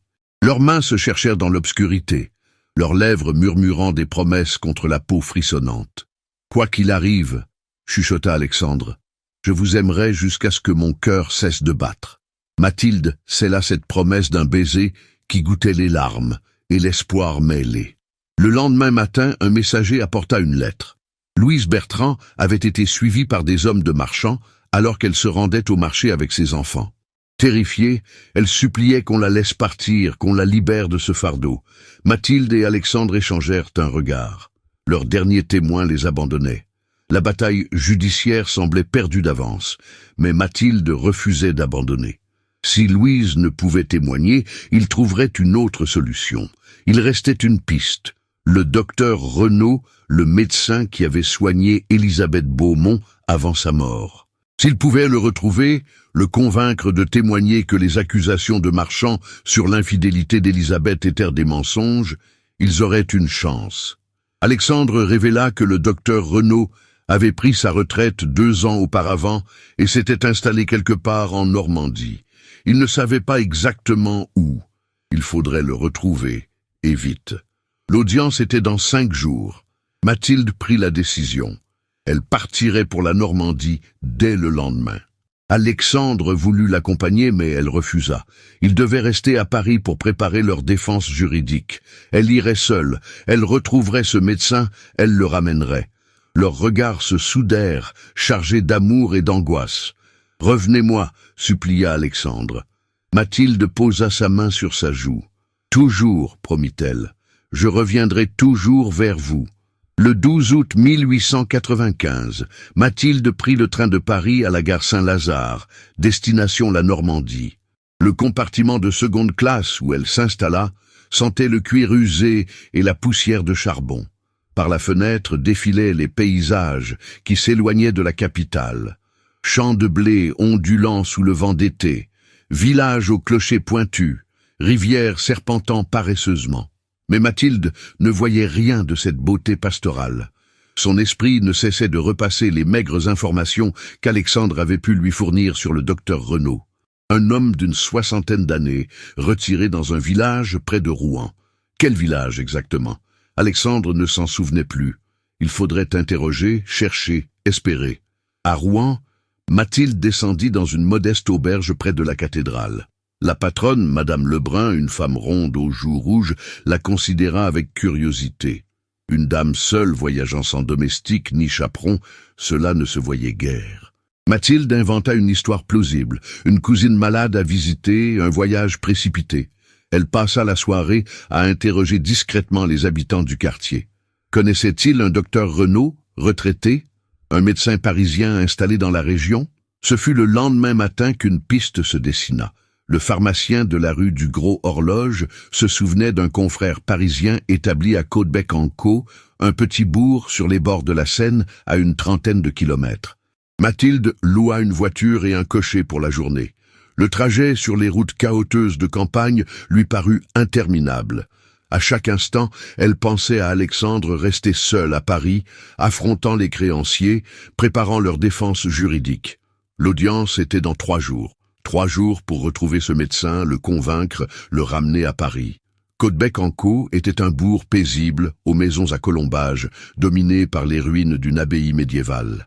À l'auberge du village, le tenancier connaissait le docteur Renaud, un homme solitaire, vivant dans une petite maison en retrait du bourg, près du cimetière. On le voyait peu. Depuis qu'il avait quitté Paris, il semblait fuir le monde. Mathilde se présenta à la porte de la maisonnette en fin d'après-midi. Un jardin négligé l'entourait, envahi de ronces et d'herbes folles. Elle frappa 3 coups hésitants. Un long moment passa avant qu'un homme n'entr'ouvre la porte. Le docteur Renaud avait 65 ans, le visage émacié, la barbe grise mal taillée, des yeux bleus délavés qui la scrutèrent avec méfiance. « Que voulez-vous » Mathilde se présenta. Madame Alexandre Beaumont. Elle venait de Paris pour lui parler d'Élisabeth Beaumont, sa patiente décédée il y a 2 ans. Le visage du docteur se ferma immédiatement. Je ne reçois personne. Je ne parle plus de mes anciens patients. Laissez-moi tranquille. Il voulut refermer la porte, mais Mathilde glissa son pied dans l'embrasure. Docteur, je vous en supplie, mon mari est accusé injustement. Des mensonges circulent sur Madame Beaumont, des mensonges qui détruisent sa mémoire. Vous seul pouvez témoigner de la vérité. Le docteur Renaud hésita. Quelque chose dans la voix de Mathilde, dans le désespoir sincère qui perçait sous sa dignité maintenue, le toucha. Il ouvrit la porte en grand. Entrez, mais je ne promets rien. L'intérieur de la maison était spartiate, presque monacal. Quelques meubles rustiques, une cheminée froide malgré la fraîcheur du soir, des piles de livres médicaux couverts de poussière. Le docteur Renaud lui offrit un siège et s'assit face à elle. Mathilde raconta tout. Le mariage arrangé, l'amour né dans la contrainte, le complot de Gustave Marchand, les accusations infamantes prétendant qu'Élisabeth avait eu un amant et que l'enfant qu'elle portait n'était peut-être pas d'Alexandre. Le visage du docteur Renaud se durcit. Ces accusations sont des mensonges abjects. J'ai soigné Madame Beaumont durant toute sa grossesse. C'était une femme d'une fidélité et d'une moralité irréprochables. Elle adorait son mari. L'enfant qu'elle portait était sans aucun doute celui de Monsieur Beaumont. Je peux en témoigner avec certitude médicale. Alors pourquoi êtes-vous parti, docteur? Pourquoi vous êtes-vous enfui à la campagne si vous n'aviez rien à vous reprocher? Le vieux médecin ferma les yeux, la douleur ravageant ses traits. Parce que je n'ai pas pu les sauver, madame. Ni elle, ni l'enfant. Parce que j'ai échoué dans ma mission sacrée de médecin. Après leur mort, Monsieur Beaumont m'a regardé avec une telle accusation silencieuse dans les yeux que je n'ai pas pu le supporter. Je suis parti. J'ai fui ma responsabilité, ma culpabilité. Mathilde tendit la main et la posa doucement sur celle du docteur Renaud. Ce n'était pas votre faute, docteur. Alexandre ne vous a jamais accusé. C'est lui-même qui l'accuse, lui-même qu'il torture depuis 2 ans. Si vous témoignez, vous ne sauverez pas seulement sa réputation, vous le libérerez peut-être du poids de cette culpabilité qui nous dévore tous les deux. Le docteur Renaud contempla longuement cette jeune femme qui avait parcouru des kilomètres pour défendre l'honneur d'un mari qu'elle n'avait pas choisi. Vous l'aimez, n'est-ce pas? Mathilde sentit les larmes lui monter aux yeux. De tout mon cœur, docteur, plus que ma propre vie. Le vieux médecin hocha lentement la tête. Très bien. Je viendrai témoigner, non seulement sur la fidélité de Madame Beaumont, mais aussi sur le fait que Monsieur Beaumont était un mari dévoué et aimant. Sa femme me parlait souvent de lui avec une tendresse qui ne mentait pas. Le soulagement submergea Mathilde, comme une vague. Merci, docteur. Merci du fond du cœur. Ils partirent le lendemain à l'aube pour Paris. Le voyage de retour se fit dans un silence méditatif. Le docteur Renaud semblait revivre intérieurement ces 2 années d'exil volontaire, se préparant à affronter les fantômes qu'il avait fuis. À Paris, pendant ce temps, Alexandre vivait son propre calvaire. Le 13 août, il reçut la visite de maître Vidocq fils, le détective privé que Mathilde avait engagé. L'homme apportait des nouvelles extraordinaires. Ses investigations sur Gustave Marchand avaient apporté leurs fruits. Il avait retrouvé le mécanicien Dubois, celui qui avait disparu après l'incendie de Belleville. L'homme vivait caché dans un taudis de Montmartre, rongé par la culpabilité et l'alcool.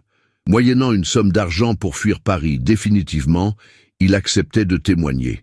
Marchand lui avait versé 5 000 francs pour saboter les machines et provoquer l'incendie. Il avait des documents, des reçus signés de la main de Marchand. Plus encore, le détective avait découvert que Marchand possédait des comptes bancaires secrets en Suisse contenant des sommes colossales, fruit du détournement systématique des fonds de l'entreprise Beaumont durant des années. Les preuves étaient irréfutables. Alexandre écouta ces révélations dans un état de sidération. Enfin, la vérité allait éclater. Enfin, il pourrait laver son honneur et celui d'Élisabeth. Mais où était Mathilde? Elle devait être de retour aujourd'hui. L'angoisse le tordait. Et si elle ne revenait pas à temps pour l'audience?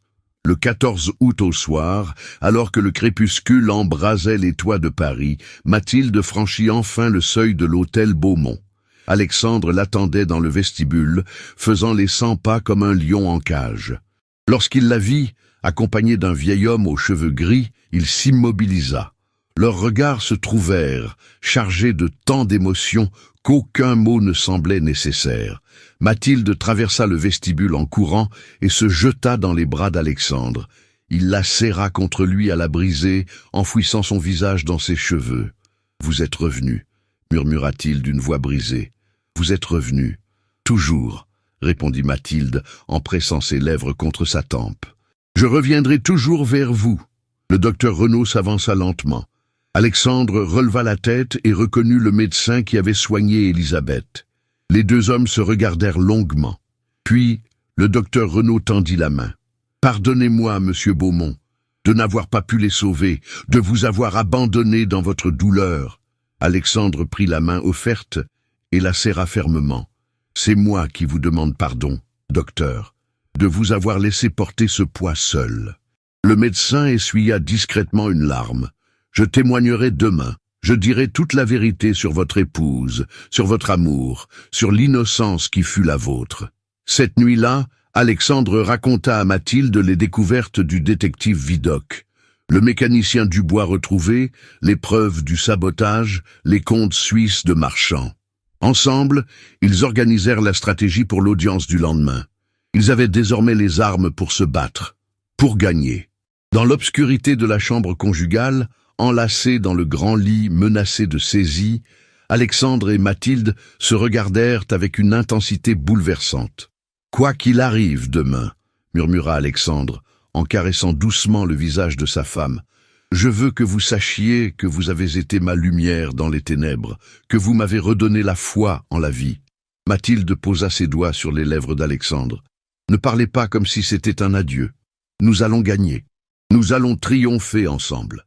Et nous passerons le reste de nos vies à nous aimer avec la force que nous a donnée cette épreuve. » Ils s'embrassèrent avec une tendresse infinie, conscients que le lendemain déciderait de leur destin. Mais désormais, ils ne craignaient plus. Ensemble, ils étaient invincibles. Le 15 août se leva sur Paris dans une clarté dorée. L'audience était fixée à 14 heures au palais de justice. Alexandre, Mathilde, le docteur Renaud et maître Vidocq s'y rendirent ensemble. Dans la salle d'audience, Gustave Marchand les attendait, entouré de ses avocats. Lorsqu'il aperçut le docteur Renaud, son visage se décomposa. Édouard de Valcourt, assis au premier rang, détourna les yeux lorsque sa fille entra, incapable de soutenir son regard. Le juge Morel prit place. Que l'audience commence. Si cette histoire a touché ton cœur, partage-la avec une personne chère. Ainsi, nous saurons que les romances du passé vivent encore dans les cœurs du présent. Le juge Morel frappa 3 coups secs de son marteau sur le pupitre de chêne massif. La salle d'audience du palais de justice, haute de plafond et froide malgré la chaleur douce, résonna de ce bruit sec comme un arrêt du destin. 15 août 1895, 14 heures précises. Le moment de vérité était arrivé. Maître Lemoine, l'avocat d'Édouard de Valcourt, se leva le premier. Petit homme bedonnant au visage rougeau, il déploya une rhétorique grandiloquente pour décrire l'horrible contrainte subie par la pauvre Mathilde. Séquestrée par un père criblé de dettes et livrée à un homme ruiné et désespéré. Il présenta la fausse domestique qui témoigna d'une voix mécanique, récitant le texte qu'on lui avait fait apprendre. Mathilde enfermée, pleurant, suppliant. Des mensonges cousus de fil blanc qui ne trompèrent personne. Puis, ce fut au tour de l'avocat d'Alexandre, maître Fournier, homme de loi réputé, qu'ils avaient engagé en hypothéquant les derniers bijoux de famille. Il appela Mathilde à la barre. Elle se leva avec une dignité qui coupa le souffle de l'assistance. Vêtue d'une robe de jour, en soie vert émeraude, un camée ancien au cou, les cheveux relevés en un chignon simple mais élégant, elle incarnait la grâce et la détermination.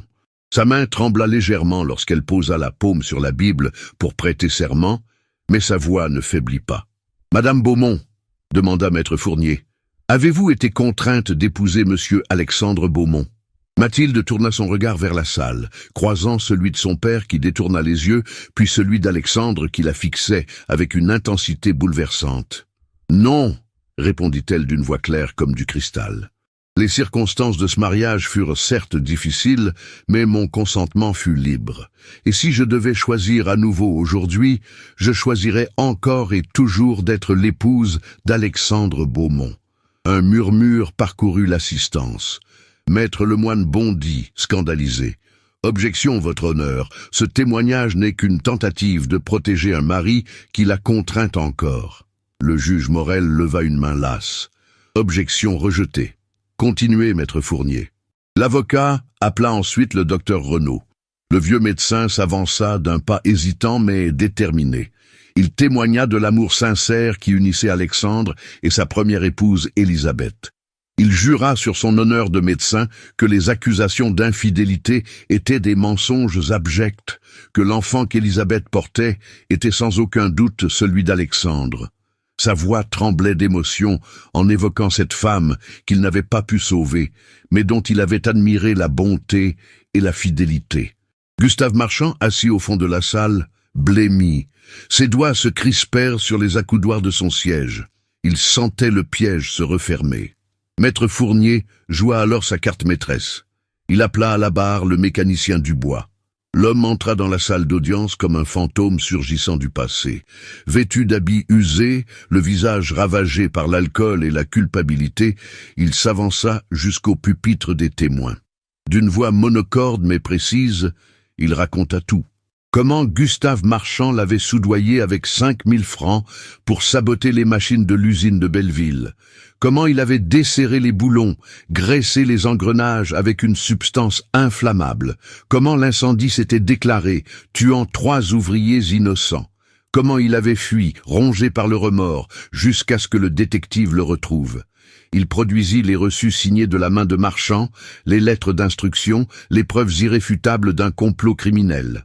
La salle d'audience explosa en exclamations scandalisées. Le juge Morel frappa violemment de son marteau pour rétablir l'ordre. Gustave Marchand tenta de se lever pour fuir, mais 2 gendarmes l'interceptèrent et le maintinrent fermement assis. Maître Fournier poursuivit implacablement. Il présenta les documents découverts par le détective Vidocq, prouvant les détournements de fonds systématiques opérés par Marchand durant des années.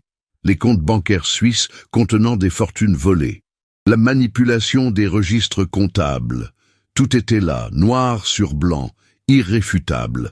Le procureur de l'Orme, qui assistait à l'audience, se leva brusquement. « Votre honneur, au vu des éléments présentés, je demande l'arrestation immédiate de monsieur Gustave Marchand pour sabotage criminel, homicides involontaires, détournement de fonds et tentative d'extorsion. » Le juge Morel acquiesça gravement. « Monsieur Marchand, vous êtes en état d'arrestation.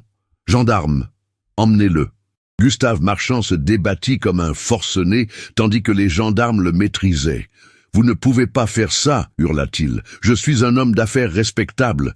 C'est un complot. » Mais personne ne l'écoutait plus. Il fut traîné hors de la salle d'audience, ses cris s'estompant dans les couloirs du palais de justice. Le juge Morel se tourna vers Édouard de Valcourt. « Monsieur, votre requête en annulation de mariage est rejetée. Il est établi que votre fille a épousé monsieur Beaumont de son plein gré et qu'elle persiste dans ce choix. De plus, les accusations portées contre monsieur Beaumont sont démontrées comme étant des calomnies orchestrées par un criminel. L'honneur de monsieur Beaumont est lavé de toute suspicion. L'affaire est close. » Le marteau frappa une dernière fois. Alexandre et Mathilde se regardèrent à travers la salle. Les larmes ruisselaient librement sur leurs visages. Ils avaient gagné. Contre toute attente, contre tous les obstacles, ils avaient triomphé. Édouard de Valcourt se leva péniblement et s'approcha de sa fille, qui sortait de la salle d'audience au bras d'Alexandre. « Mathilde, » murmura-t-il d'une voix brisée, « pardonne-moi, pardonne à ton père indigne qui t'a sacrifié, qui a failli détruire ta vie. » Mathilde s'arrêta. Elle regarda longuement cet homme qui avait été son père, ce joueur pitoyable qui avait vendu sa propre fille. La colère aurait été légitime. Le mépris aurait été justifié, mais c'est Alexandre qui parla le premier. Monsieur de Valcourt, votre fille m'a appris que la rédemption était possible même pour les âmes les plus égarées. Si elle peut me pardonner la cruauté dont je l'ai accablée au début de notre union, alors peut-être pouvons-nous tous apprendre à pardonner. » Mathilde serra la main d'Alexandre, reconnaissante de sa générosité. Elle se tourna vers son père. « Je vous pardonne, mais je ne peux pas oublier. Vous recevrez une petite rente pour finir vos jours dignement en province, loin de Paris et de vos démons. C'est tout ce que je peux vous offrir. » Édouard de Valcourt s'inclina profondément, les larmes aux yeux. « C'est plus que je ne mérite, ma fille. Soyez heureuse. » Il s'éloigna d'un pas chancelant, vieil homme brisé quittant la scène de ses erreurs. Les semaines suivantes virent la renaissance de l'Empire Beaumont. Les fonds détournés par Marchand furent restitués après saisie de tous ses biens. Les dommages et intérêts accordés par le tribunal s'élevaient à des sommes considérables. Alexandre put non seulement rembourser toutes ses dettes, mais aussi investir dans la modernisation de ses manufactures de Belleville. Inspiré par ce que Mathilde lui avait montré lors de sa visite clandestine, il révolutionna les conditions de travail. Réduction des heures de labeur, augmentation des salaires, interdiction du travail des enfants de moins de 12 ans, installation d'un réfectoire où les ouvriers recevaient un repas chaud quotidien. Louise Bertrand fut nommée contremaîtresse, première femme à occuper un tel poste dans l'industrie textile parisienne. Les autres manufactures regardaient ces innovations avec scepticisme, mais la productivité et la loyauté des ouvriers Beaumont prouvèrent rapidement que la justice sociale et la prospérité économique n'étaient pas incompatibles. L'hôtel particulier du Faubourg Saint-Germain retrouva progressivement sa splendeur. Mathilde le fit redécorer avec goût, conservant les meubles anciens, mais ajoutant des touches personnelles qui le rendirent moins muséal, plus vivant. Elle fit installer dans un petit salon privé le portrait restauré d'Élisabeth Beaumont. Alexandre y passait parfois quelques minutes, contemplant le visage de celle qu'il avait aimée. Mais ce n'était plus un sanctuaire de douleur. C'était un hommage serein, une façon de dire que le passé avait sa place dans leur vie sans pour autant l'empoisonner. Un soir de novembre, tandis que les premiers frimas de l'automne givraient les carreaux, Mathilde et Alexandre se tenaient dans le grand salon où 5 mois auparavant, elle lui avait révélé les découvertes de Belleville. Tant de choses avaient changé depuis. Tant de batailles avaient été menées et gagnées. Mathilde se tourna vers Alexandre, les yeux brillants d'une émotion particulière. « J'ai quelque chose à vous dire. » Alexandre posa sur elle un regard interrogateur, inquiet presque. Elle prit sa main et la posa délicatement sur son ventre encore plat. « Nous allons avoir un enfant. » Le temps se suspendit. Alexandre demeura immobile, la main posée sur le ventre de Mathilde, les yeux écarquillés d'incrédulité. Puis ses jambes se dérobèrent, et il tomba à genoux devant elle, pressant son front contre son ventre, les épaules secouées de sanglots silencieux. « Mathilde !» chuchota-t-il d'une voix brisée. « Mon amour, ma lumière, vous m'offrez ce que je croyais ne plus jamais mériter, une nouvelle chance. » Un nouveau commencement. Mathilde caressa doucement les cheveux d'Alexandre. « Non, mon cœur, nous nous offrons mutuellement ce commencement, car sans vous, sans votre amour, je ne serais jamais devenue celle que je suis aujourd'hui. » Le 20 décembre, alors que Paris se parait de ses atours d'hiver, Alexandre et Mathilde se promenaient dans les jardins du Luxembourg. Elle portait une cape de velours bordeaux doublée d'hermine. Lui un manteau de laine anthracite et un haut de forme noire. Leurs pas crissaient sur le gravier couvert de givre. Leur souffle formait de petits nuages blancs dans l'air glacé. « Vous souvenez-vous, demanda Mathilde en souriant, de notre premier regard dans le cabinet de mon père ?» Alexandre eut un rire doux. « Comment pourrais-je oublier? Vous m'avez regardé comme si j'étais votre bourreau, et vous aviez raison. Je me comportais comme tel. » Mathilde s'arrêta et se tourna face à lui, encadrant son visage de ses mains gantées. « Vous m'avez livré en punition, » murmura-t-elle en écho à des paroles prononcées des mois auparavant. « Mais cette punition est devenue ma libération. » Alexandre posa ses mains sur celles de Mathilde. « Et vous, livrée comme une condamnée, vous êtes devenue ma rédemption. » Ils s'embrassèrent sous le ciel d'hiver, entourés du murmure de Paris s'éveillant à une nouvelle journée. Des passants souriaient en voyant ce couple enlacé, rayonnant d'un bonheur évident. Personne ne pouvait deviner les épreuves qu'ils avaient traversées, les batailles qu'ils avaient menées, la transformation miraculeuse d'une union forcée en amour véritable. Leur histoire, née dans les chaînes de la nécessité et de la contrainte, s'épanouissait désormais dans la plus belle des libertés, celle d'avoir choisi de s'aimer, encore et toujours, jusqu'au dernier souffle. Et ainsi, dans le Paris doré de la Belle Époque, deux âmes brisées avaient trouvé leur guérison l'une dans l'autre, prouvant que même les mariages les plus sombres pouvaient engendrer les amours les plus lumineux. Novembre 1903. Paris vibrait sous les ors de l'automne finissant, la Belle Époque atteignant son apogée dans une insouciance qui serait bientôt brisée par les orages du siècle nouveau. Dans l'hôtel particulier Beaumont du Faubourg Saint-Germain, résonnaient des rires d'enfants qui emplissaient les pièces, autrefois silencieuses, d'une vie joyeuse et tumultueuse. Mathilde se tenait dans le grand salon, transformé en salle de jeux improvisée. À 34 ans, elle avait gagné en beauté ce que les années lui avaient donné en maturité. Quelques fils argentés parsemaient sa chevelure châtain, mais ses yeux noisettes brillaient d'une joie sereine. Autour d'elle couraient 3 enfants. Élisabeth, 7 ans, portant le prénom de celle qui l'avait précédée dans le cœur d'Alexandre, fillette vive aux yeux gris de son père et à la détermination de sa mère. Gabriel, 5 ans, garçon espiègle aux boucles brunes qui ne cessait de grimper sur les meubles au désespoir de Berthe. Et la petite Marguerite, 3 ans à peine, poupée vivante aux joues rondes qui suivait partout sa mère en gazouillant. Alexandre entra dans le salon, 46 ans désormais, les tempes complètement argentées, mais le regard toujours aussi intense lorsqu'il se posait sur Mathilde. Il portait Gabriel sur ses épaules, tandis qu'Élisabeth s'accrochait à sa main libre. Le patriarche redouté d'autrefois s'était métamorphosé en père tendre et complice, capable de passer des heures à jouer aux soldats de plomb ou à raconter des histoires fantastiques qui faisaient briller les yeux de ses enfants. Les manufactures Beaumont étaient devenues un modèle d'entreprise moderne. Les conditions de travail exemplaires avaient inspiré d'autres industriels, forçant progressivement une transformation sociale. Louise Bertrand, désormais directrice adjointe, avait révolutionné la gestion du personnel. Ses 3 enfants avaient fait des études, Jules était devenu instituteur, Émilie couturière réputée, Henri préparait son entrée à l'école polytechnique.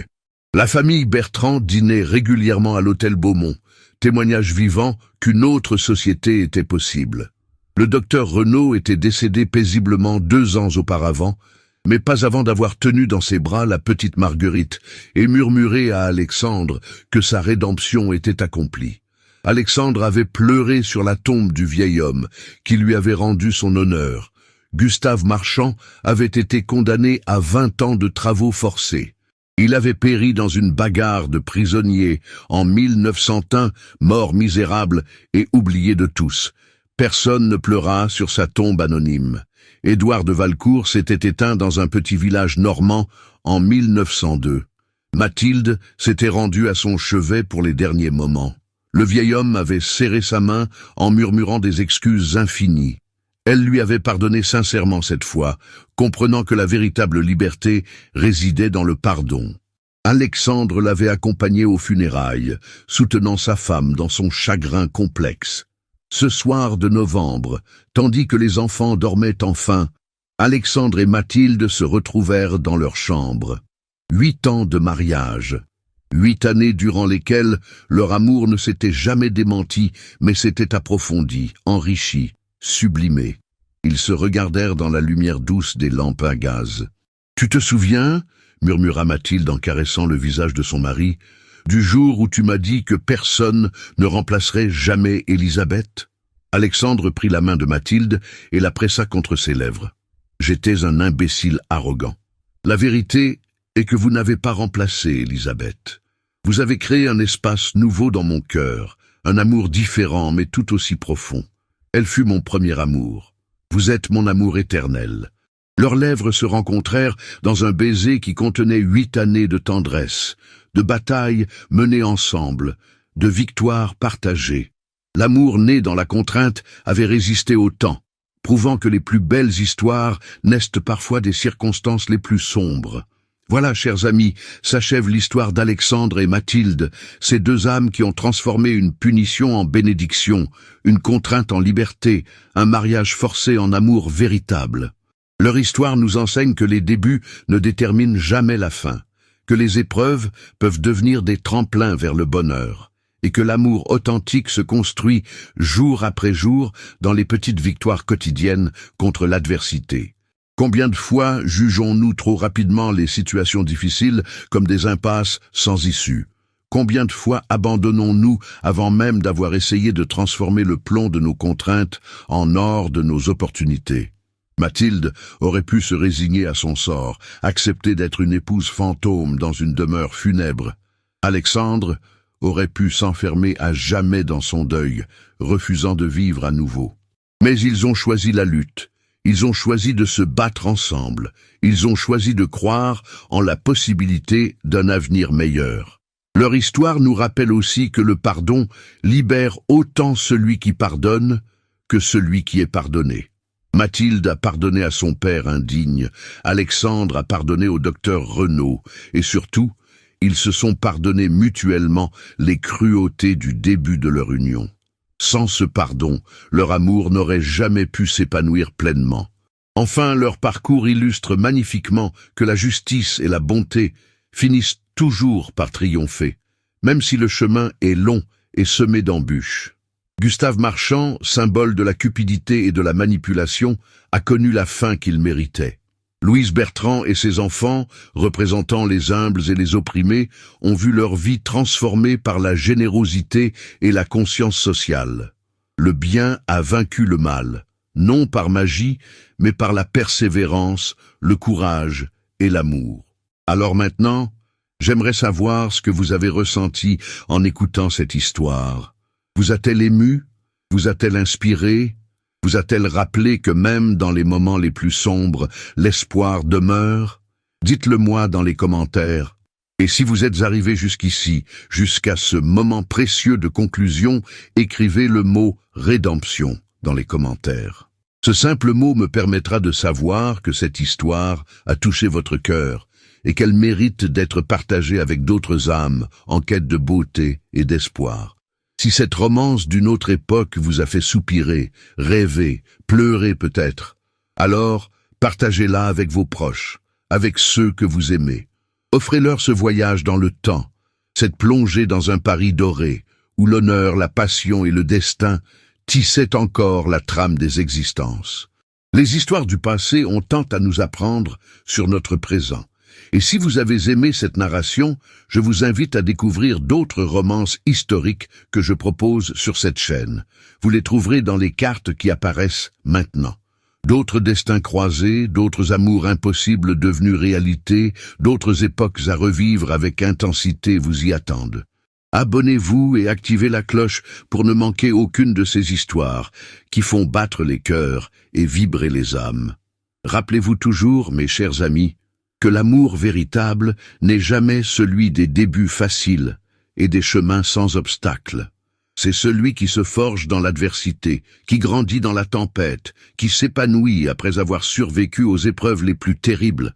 Alexandre et Mathilde nous l'ont prouvé. Leur histoire est un phare dans la nuit, nous rappelant que nous aussi, nous pouvons transformer nos propres punitions en bénédictions. Merci d'avoir voyagé avec moi dans ce Paris de 1895. Merci d'avoir ouvert votre cœur à cette histoire. Et n'oubliez pas, écrivez rédemption dans les commentaires pour que je sache que vous étiez là, jusqu'au bout, fidèles compagnons de cette aventure romanesque. À très bientôt pour de nouvelles histoires qui feront revivre la magie des époques révolues, où l'amour et l'honneur traçaient encore le cours des destinées.